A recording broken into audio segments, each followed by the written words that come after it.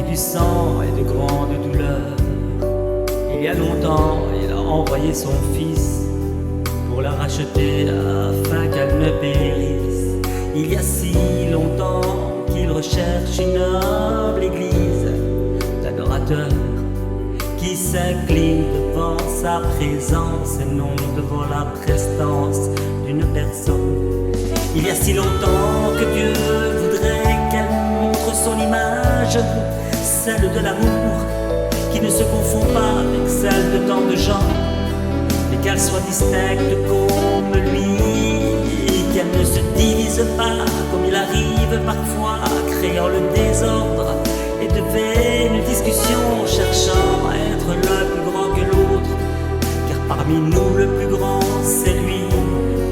Dieu cherche une église qui lui donne la gloire et procure l'union.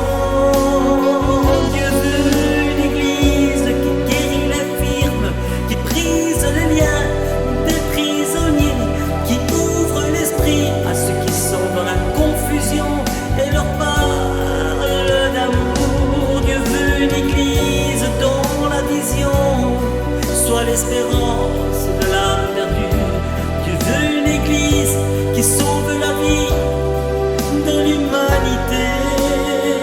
Il veut un endroit où ses âmes se sentent en lieu sûr, entre ses mains, où sa parole soit leur nourriture.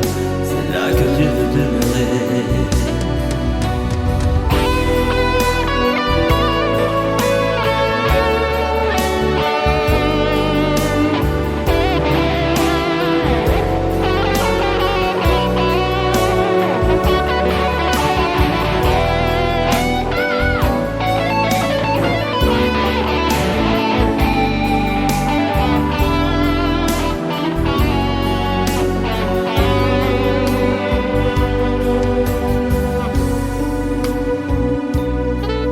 Une église qui élève sa louange avec un cœur pur et reconnaissant. Dieu veut une église qui fait la différence entre le bien et le mal. Où est cette église qui fut pardonnée, qui fut délivrée du châtiment éternel, lorsqu'elle voit son frère tomber